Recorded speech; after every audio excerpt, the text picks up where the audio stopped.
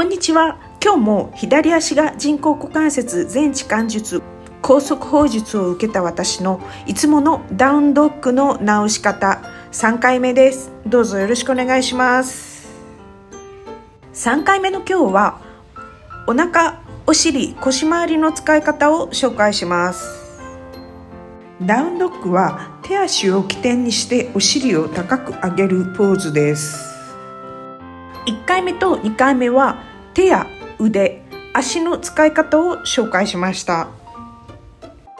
さて、ドッグポーズっていうのは股関節の機能の観点から見ると屈曲っていう機能が主に関係するポーズのように見えます。お尻、腰、もも裏を縦方向に伸ばす力だけが必要なように思いませんか？確かにお尻や腰の縦方向への伸びはダウンドッグ以外の前屈にも必要なんですけれども、横方向への伸びも必要なんです。それも腰やお尻だけでなくてお腹周りも。それと見逃されがちだけれども下腹部、脇腹の柔軟性も必要なんです。骨盤という大きな骨の周辺には長さや太さ、またその通っている方向も様々な筋肉が存在します。骨盤周辺の筋肉の動きがいびつだとダウンドッグの時にお尻が思うように高く上がらないんです。そして腰や膝、足首、肩や首、腕などに必要以上の過度の負担がかかってしまいます。すべての年代でありがちな腰回りの使い方の癖として、まず反り腰っていうのがあります。また中高年以上の年代では丸腰の人が多いです。反り腰だとお腹が前に落ちて腰が縦にも横にも縮んでいて腰の中心に向かって体が反ってくぼんでいるような状態です。そして丸腰の場合はお尻が落ちてお腹の中心に向かってお腹がくぼむようにお腹が縮んでいる状態になります。また例えば動いていない時は丸腰なのに体を動かし始めると反り腰になる人もいます。そしてまたその逆の人もいます。上半身にも動きを加えてしまうと肩や腕を動かすことでその癖が腰回りにも響くので、今日は足だけを動かしてお腹や腰回りの癖を修正します。左右の足の動きが違うことで癖や偏りの左右差が出やすいので、その差を確認しながら修正していきます。足元の安定した椅子をご用意ください。ではダウンドッグの直し方。3回目の今日は骨盤周辺の動きを緩めてお腹やお尻、腰回りを柔軟にしましょう。特に左右差についてフォーカスしていきます。手術をして1年数ヶ月が経った今でも体のどこにも特に意識せずにダウンドッグのポーズをした場合に体が微妙な角度に傾いていることがよくあります。怪我をして左股関節の手術を受けたのですが、筋肉を何箇所か切り離しての手術なので股関節の機能、つまり股関節を動かせる角度に制限があります。手術の方式の関係で左のお尻周りの動きが鈍いっていうか硬いっていうか、この傾向は今後一生変わることなく続くので、この股関節周辺の左右の柔軟性を確認しつつエクササイズをするという動きが一生にわたって必要となります。このエクササイズは術後3ヶ月目から始めましたが、よろけて転ばないように壁で体を支え、股関節の可動域が狭かったので低い椅子を使っていました。4種類のエクササイズを紹介しますが、どのエクササイズでも床にある足先は正面を向くようにセットします。そしてくるぶしが傾いて足先が内側や外側に反る癖のある人もこの段階で正しておきましょう。床にある足に体重の多くがかかって元々の癖が悪化しやすいんですね。ですのでまずは癖を正してからです。まず股関節の外転です。膝と足先は正面を向けます。足を振り子のような動きで横に上げます。両腕を横に引っ張られるように伸ばすとバランスを取りやすいです。この時左右の動きが違う足につられてありがちな体の動きの傾向が3つあります。今日は左右差にフォーカスするので何箇所か左右差を見ていきましょう。1つ目は骨盤が横に飛び出して左右どちらかに傾いている。2つ目が上げた足の側の脇腹が縮んで左右の脇腹の長さが違ってくる。3つ目が肩のラインが傾いて肩の左右の高さが違ってしまう。骨盤が傾いて上げた足の側の脇腹が短くなりがちだけれども、左右の脇腹は同じ長さになるように整えます。角度をつけるのは上半身とももの境目です。ウエストや腰からではないですよ。と注意されると今度は軸足側のお尻が横に飛び出してしまいがちです。お尻もどちらかに傾かないように左右同じ高さにキープします。最後に椅子に上げた側の内転筋を鍛えるべく足の形は外転のままにももの内側を下に押して力を加えます。脱臼の危険性があることからしばらくは内転の足の動き自体が近畿のポーズでした。こんな形ね。でもだからといってエクササイズをしないと内転筋が弱るので、このエクササイズの時にも内転筋を使うようにしていました。次は股関節の外転に加えて外旋。外旋を加えると足を上げた方のお尻が横にも後ろにも飛び出して腰も縮めがち。私は外旋力が弱くなる手術を受けているので、この外旋っていう動きが加わるときには特に気をつけて丁寧なエクササイズをする必要があります。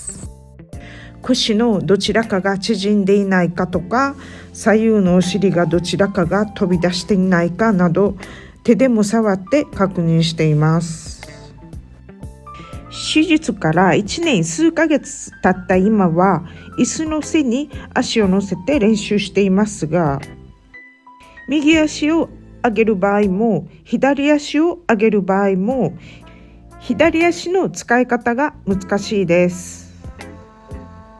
右足を上げる場合は右足や右腰周辺は安定しているのですが、軸足となっている左足の筋力が弱いので、長く立っていると左ももが震えて体の軸そのものが不安定になります。左ももが前にお尻が後ろに飛び出そうになります。左足を乗せる場合は軸足である右足は安定しているんですが、左股関節が外転力も外旋力も右側に比べると弱いんですね。ですから日によっては左膝が伸びにくくて左足全体が前に傾いています。左足を床方向に押す力を使って左上半身を上に伸ばすので、左足に力が足りないと左腰が反ったり左の脇腹が縮んだりします。数箇所筋肉を切る手術で生じた左右差や偏りは日常の生活習慣から生じる差よりも大きくて、将来においても怪我以前の差には戻りません。ですので、このポーズに限らずですが、ポーズによっては左右で足の高さを変えることがあります。足を上げる高さは、最初の低い椅子から椅子の座、椅子の背へと変えていくのに、それぞれ数ヶ月から半年間ずつかかった記憶があります。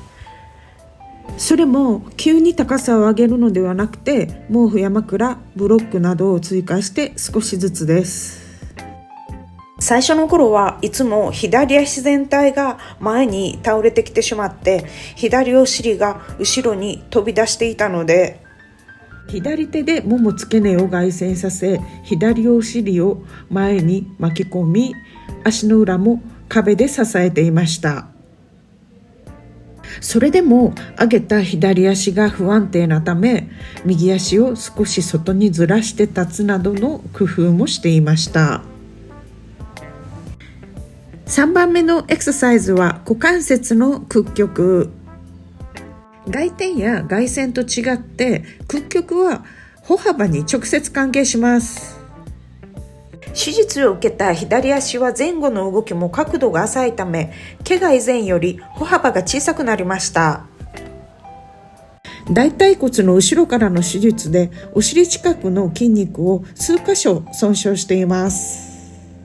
ですので、左のもも裏、膝裏、ふくらはぎ、足首、足の裏は手術から1年半経った今も伸ばしにくいです。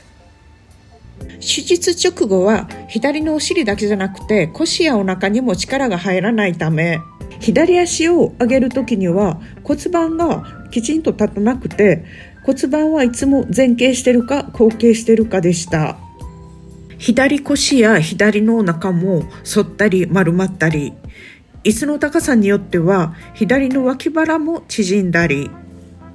腰やお腹周りの左右差が一番大きかったポーズです。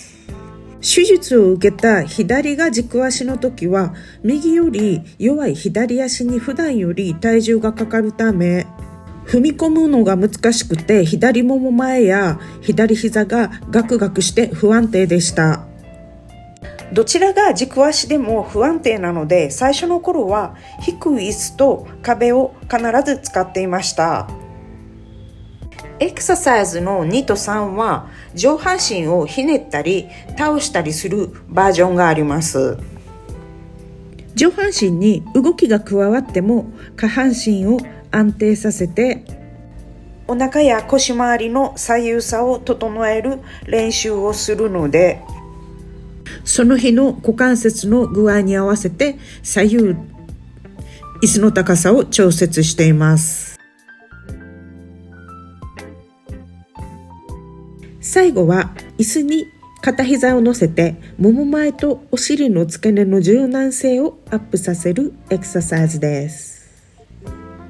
片膝を立てた時に骨盤が平行になるよう、毛布などで高さを調節します。先ほど紹介した最初の3つのエクササイズと違って、このエクササイズは足の動きや向き、角度が自分からは見えません。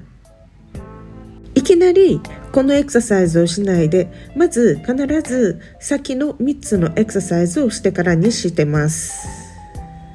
ある程度その日のお尻やお腹周りの左右差を確認してからのエクササイズです。足が見えない分、自分の体の癖に沿った動きになってしまいがちだからです。さて、このエクササイズも3番目と同じで、歩幅に直接関係する股関節の機能を使います。お腹ともも前、お尻ともも裏という2箇所の動かし方が3番目と逆になります。つまり、お尻とももの付け根は締めて、つまり閉じて、お腹とももの付け根は縦に開きます。膝はお尻からはみ出ない位置に置いて、足先も体から離れすぎないこと。足の甲を手で前に押すことで、もも前とお腹の境目を開いて、その裏側のお尻ともも裏の境目を縦方向に締めるのですが、術後3ヶ月は内部の軟組織の傷がまだ治っていない段階なので、この部分がカチカチで、左もも前は前に、お尻は後ろに飛びで、左腰も縮んで反っていました。そうなると右側も同じような動きになり、右腰が痛くなりました。お腹ともも前の付け根、そしてお尻ともも裏の付け根、この2箇所が柔軟にならないとももが高く上がらないし、歩幅は大きくなりません。手のひらを前に向け、指を上に伸ばし、手根部の親指側で足の親指から2本周辺を支えます。肩こりがひどくて手首が回らないときは、指を下に向けたままで大丈夫。エクササイズ3と4での腰回りやお腹周りの使い方が、特にダウンドッグ時に必要になります。腰やお腹を反ったり丸めないで縦横に伸ばす動きを練習します。このダウンワードドッグはインドでのヨガのレッスン中も何度も出てくるポーズです。他のポーズで起こった体の変化をダウンドッグで確認するという形で使う先生も多いです。私も自宅での自主トレではダウンドッグは毎回何度も使います。インドで20年以上矯正系のヨガを習っていますが、ダウンドッグはなかなか奥深くて面白いポーズです。ダウンドッグの直し方として基礎的なエクササイズを3回にわたって紹介しました。本日もご視聴ありがとうございました。また次の動画でお会いしましょう。さよなら。またね。